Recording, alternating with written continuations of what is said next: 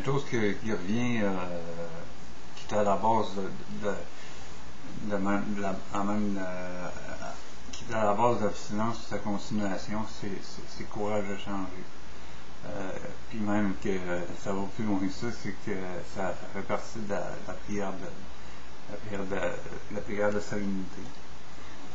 La prière de sérénité en tant que telle, moi ça, elle m'a aidé. Je suis pas une personne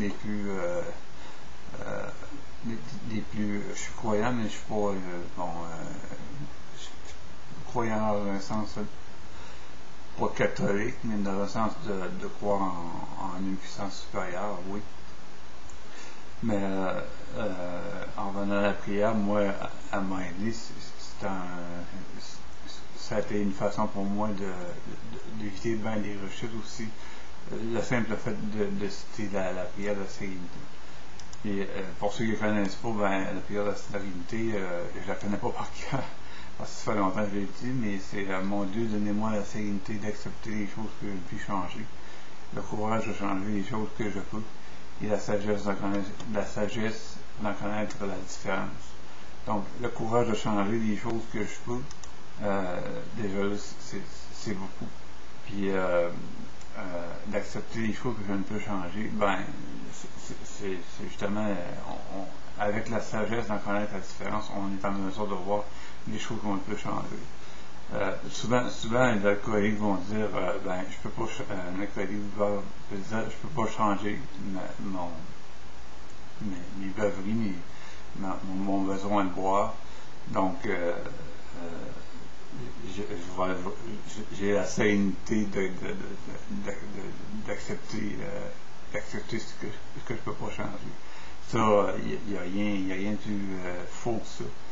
On est tous capables de changer ce comportement-là. On est tous capables de...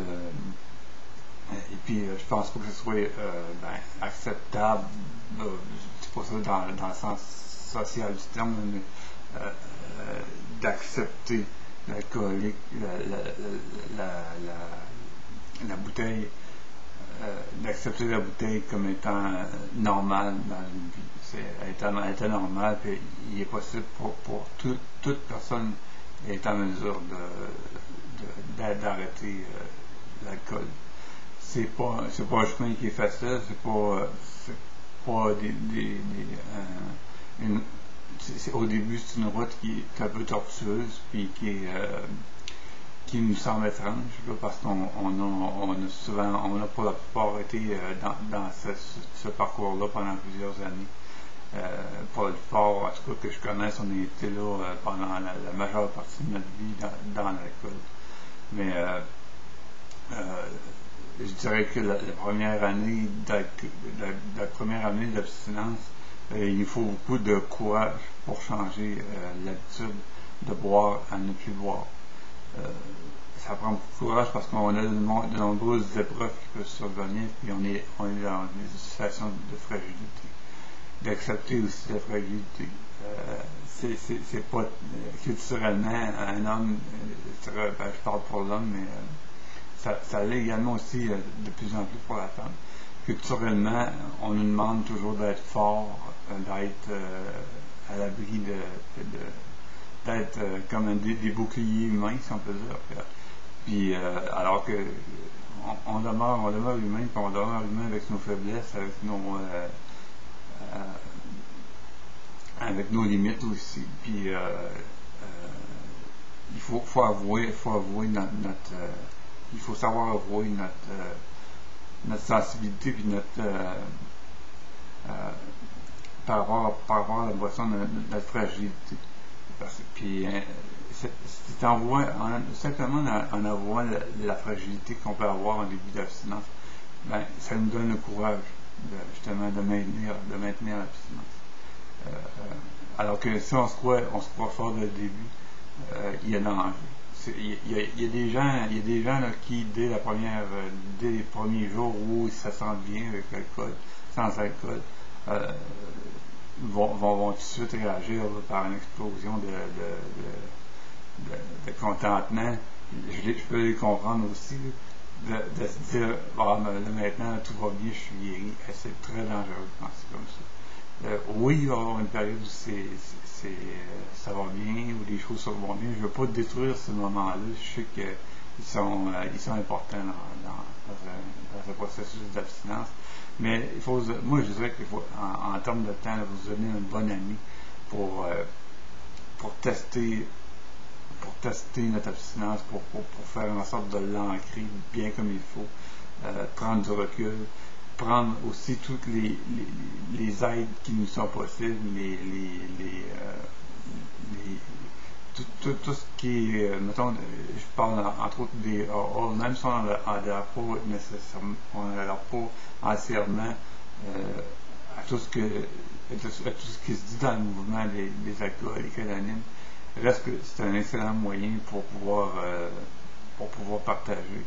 Puis c'est un excellent moyen aussi pour pouvoir devenir de renforcer le courage qu'on a, ou du moins de l'appuyer.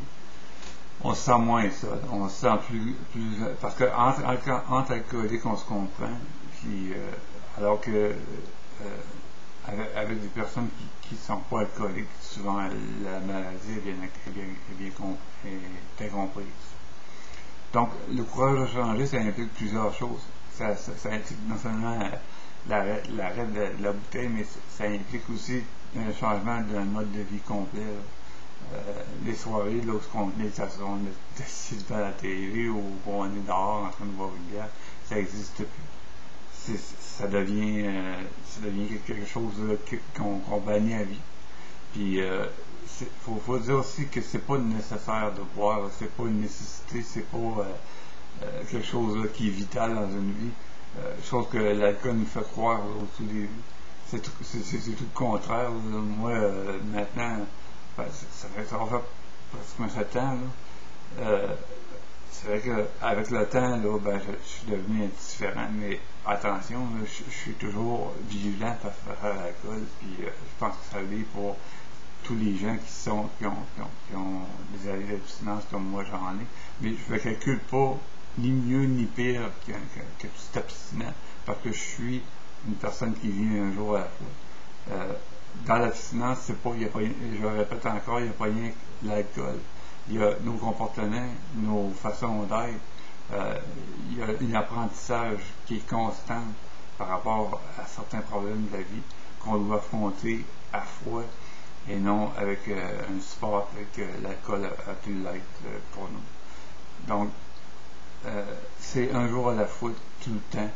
Et puis, quand ça va pas bien, la prière de la sérénité, c'est un excellent moyen de simplement d'assister quelques fois pour en arriver à se débarrasser d'une obsession soudaine de boire.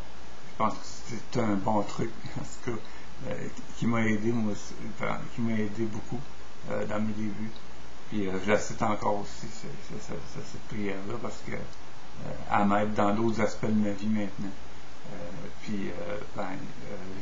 la conseille à tout le monde. Ça ne coûte rien de la dire, puis ça fait énormément de bien. Donc à bientôt.